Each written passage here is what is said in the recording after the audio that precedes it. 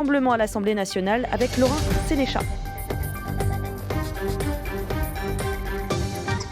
Bonjour Jean-Philippe Tanguy. Bonjour. Le Rassemblement national a critiqué le remaniement avant même qu'il ait lieu par la voix de Marie Le Pen, c'était mercredi. Maintenant qu'il a eu lieu, est-ce qu'il y a quand même une bonne nouvelle dans ces changements au gouvernement ? Non, Marine Le Pen a eu la prescience de ce que serait ce remaniement, c'est-à-dire c'est vraiment un resserrement sur la Macronie, c'est un remaniement de fin de règne, c'est ce genre de remaniement qu'on avait dans les mandats précédents, quelques mois avant une élection présidentielle et un changement de majorité. Donc c'est assez consternant parce que si le président de la République, on verra ce qu'il dit tout à l'heure, au Conseil des ministres, pense relancer son gouvernement avec ces quelques changements vraiment très superficiels, et il ne se passera pas grand-chose. Voilà, c'est vraiment, moi, quand je vois ce qui se passe, notamment sur l'éducation, avec l'arrivée de M. Attal, avec les finances, avec l'arrivée de M. Cazenave. Pap Ndiaye, c'était votre vraiment bête noire au Rassemblement national. Vous l'accusiez d'être wokiste, etc. Le Oui, fait que Gabriel Attal arrive, c'est pas une bonne nouvelle pour vous ? Non, si vous voulez. Bon, d'ailleurs, c'est assez intéressant, c'est que le discours d'arrivée de M. Attal, c'était vraiment un anti-portrait de l'action du gouvernement depuis 6 ans, puisqu'il a dit qu'il faut rétablir l'autorité, il faut rétablir les savoirs fondamentaux. Bref, on avait l'impression que la Macronie arrivait à l'éducation nationale. Ça fait 6 ans qu'il y a l'action d'Emmanuel Macron à travers ses ministres à l'éducation nationale, en particulier M. Ndiaye. Mais moi, on n'a jamais réduit, si vous voulez, au Rassemblement national, nos critiques sur le programme éducatif à la personne de M. Ndiaye, qui était quand même le porte-serviette de M. Macron. Oui, justement, vous Donc, toute l'action qui a été de menée... ces mots de Gabriel Attal. Attal qui dit effectivement qu'il faut remettre le respect de l'autorité, les savoirs fondamentaux, la laïcité en priorité au cœur de l'école. Tout ça, c'est comme M. Blanc-Fut, le prédécesseur de M. Attal, M. Blanquer. Quand il était arrivé, au milieu de toutes les catastrophes macronistes, on s'était dit peut-être que M. Blanquer sera la seule bonne nouvelle dans les mots qu'il avait, dans le programme qu'il affichait, une certaine restauration de l'éducation traditionnelle, comme on la propose, fondée évidemment sur l'autorité et les savoirs fondamentaux. L'action de M. Blanquer a été le contraire de ces mots, et je pense que M. Attal fera malheureusement le contraire de ce qu'il annonce pour une raison simple. Un des problèmes fondamentaux à l'éducation nationale, c'est que ce ministère n'est pas tenu par le politique ou la volonté politique, mais par une administration, une haute administration qui menotte l'action politique et qui veut imposer son programme de déconstruction de l'éducation qu'elle mène depuis 40 ans contre vents et marées.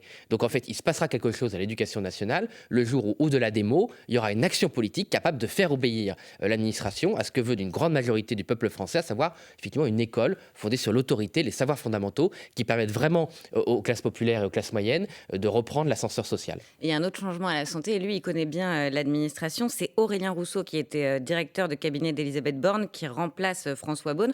Il a dirigé l'agence régionale de santé pendant le Covid, donc il connaît bien le sujet. Il est légitime, non ? Il connaît exactement tous les mots, et il incarne tous les mots du système de santé français depuis 20 ans. Les mots MAUX. Oui, exactement, oui. MAUX, c'est-à-dire toute cette bureaucratisation, cette vraiment technocratie, au contraire, pendant le Covid, qui a montré ses limites. Pendant le Covid, on avait eu une petite période où on avait redonné le pouvoir aux soignants, que ce soit dans les hôpitaux, sur les territoires.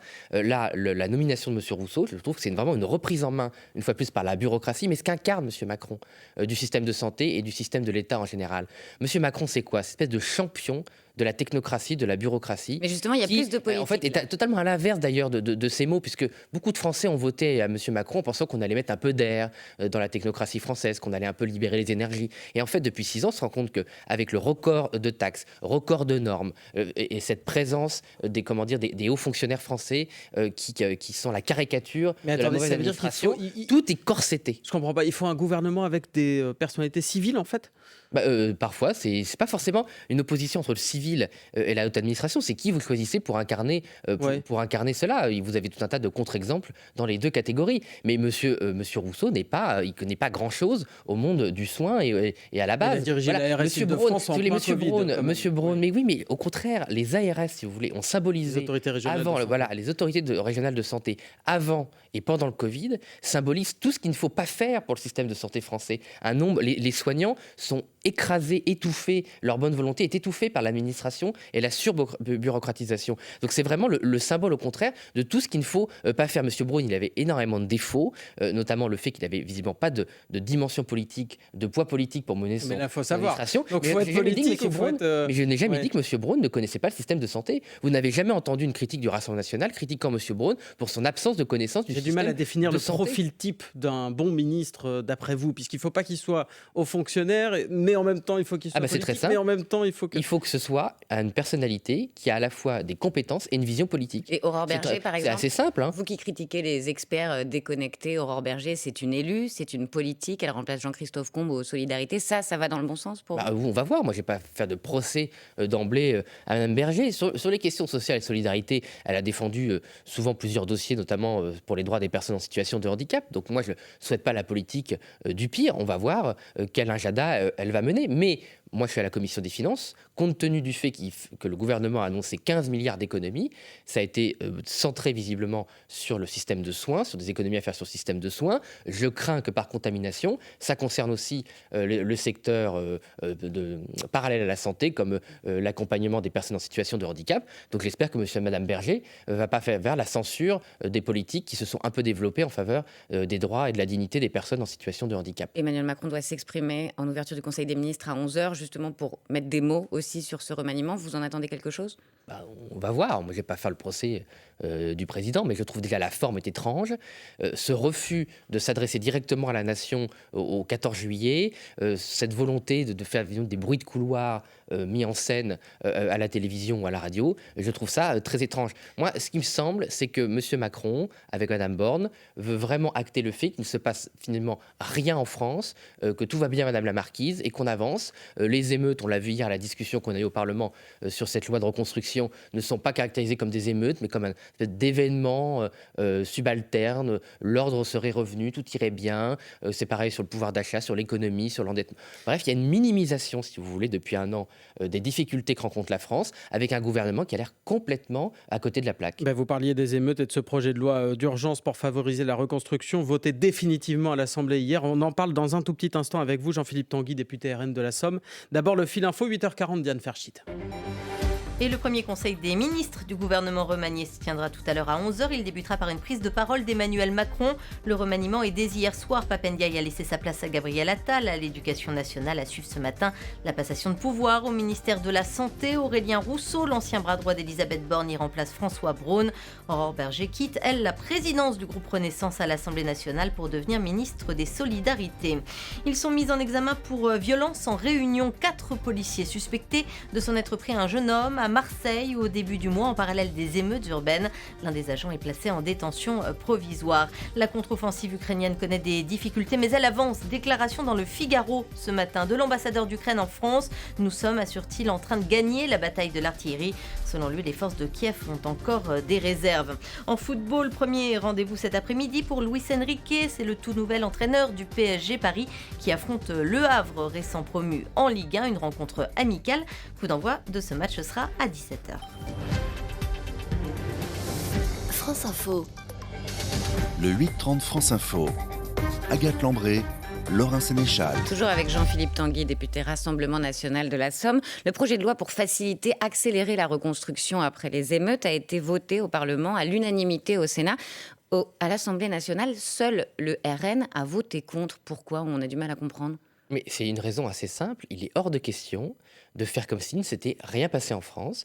Là, ce que veut faire le gouvernement, c'est, alors que les fondations de la République sont fragilisées, alors qu'on a vécu les pires émeutes en période de paix que la France ait connue, on fait comme si de rien s'était passé et on reconstruit en toute vitesse, comme si on voulait effacer les traces de ces méfaits et les responsabilités politiques qui vont avec. Nous, notre prise de parole de Marine Le Pen, nos intervenants, a été très claire, c'est on n'est pas contre le fait de simplifier certaines règles pour permettre aux élus de reconstruire, mais on ne veut pas, on veut que ce soit pris en compte les causes et qu'il y ait, vraiment un changement de cap politique. Mais il faut pas construire le plus rapidement possible. Qu'est-ce que vous dites aux enfants et à leurs parents dans les écoles? On leur dit, mais vous savez, et je pense... On leur dit, on attend, il faut d'abord qu'on aille chercher les responsables et puis ensuite on... Oui, d'une part, oui. Vous voulez que les émeutiers payent, c'est ça? Oui, exactement. Ce qu'on veut, par exemple, c'est que symboliquement, les mairies, les communes qui demandent de pouvoir reconstruire rapidement, et c'est normal, soient partie civile des poursuites qui sont faites contre les émeutiers et qu'elles demandent le remboursement, la compensation aux émeutiers. Non, parce que en fait, là, ils ont voté cette loi. On va repartir sur un phénomène de reconstruction. Ils vont sans doute encore mettre des milliards sur la table et on fera comme si rien ne s'était passé. Et les émeutiers ne seront pas, à la fin, ne rembourseront pas tout au parti des méfaits qu'ils ont causés. Pas qu'il y ait une procédure judiciaire. Oui, mais c'est justement la procédure judiciaire aujourd'hui. Un certain nombre de mairies, par idéologie, refuse de se constituer partie civile et demander aux émeutiers le remboursement, la compensation des dégâts qu'ils ont causés. Parce que je peux renverser la question. Souvent, ils sont insolvables. Non, mais ça m'étonnerait, parce qu'on ne peut pas être insolvable sur 40 ans, sur toute sa vie, vu l'âge, si vous voulez, des personnes mises en cause, soit des très jeunes adultes, soit des mineurs. Bon, on ne peut pas déjà préjuger qu'ils vont être insolvables toute leur vie.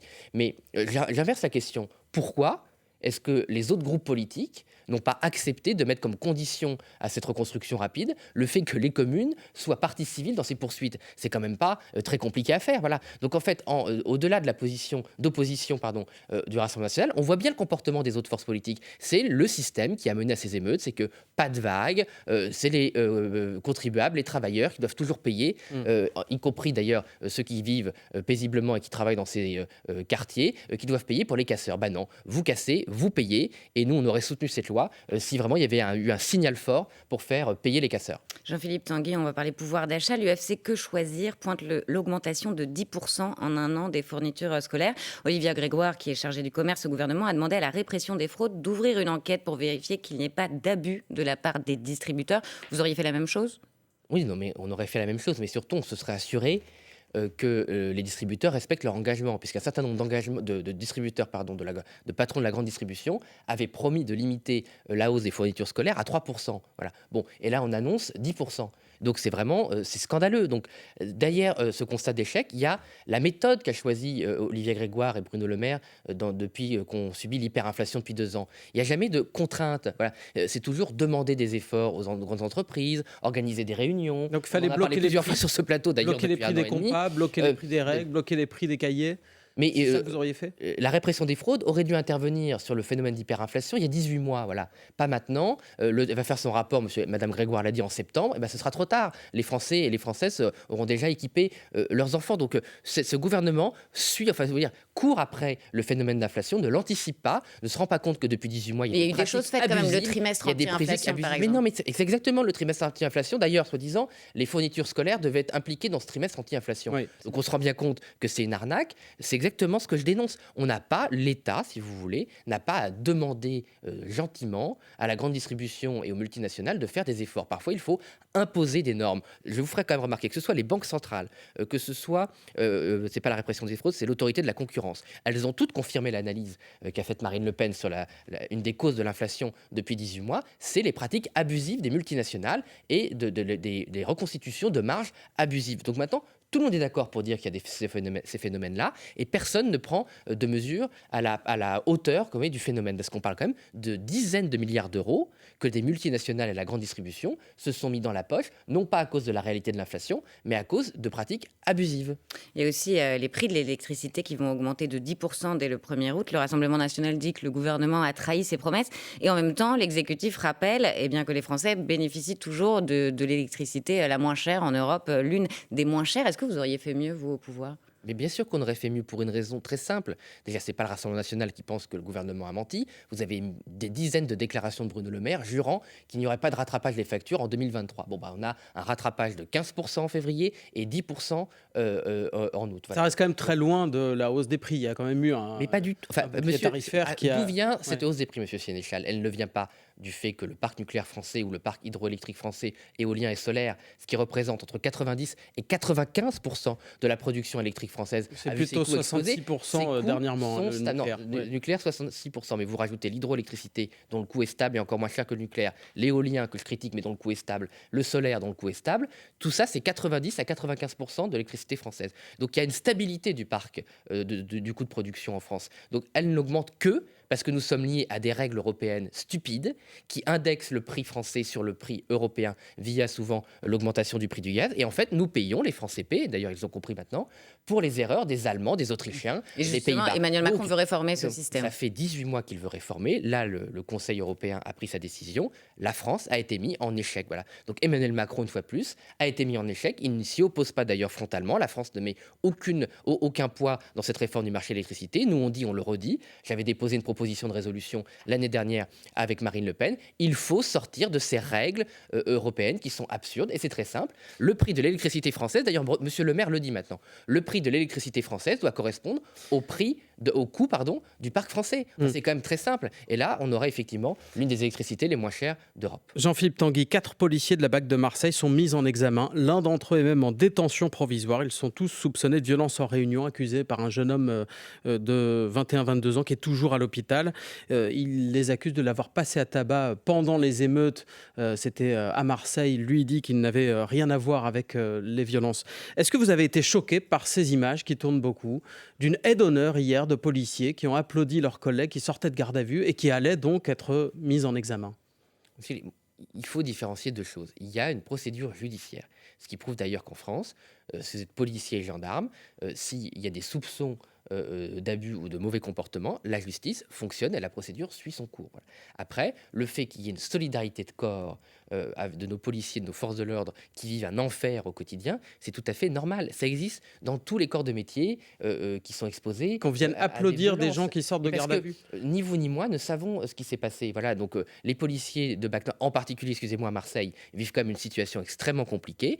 Et il y a une présomption naturellement de confiance envers nos policiers. Il y a aussi des mises en examen. Un des policiers qui est en détention provisoire, certes, on ne sait pas ce qu'il s'est passé, mais c'est quoi le symbole? Ils sont quand même accusés d'avoir passé un jeune homme à tabac. Cette personne est encore hospitalisée. Est-ce que c'est nécessaire d'applaudir ces policiers?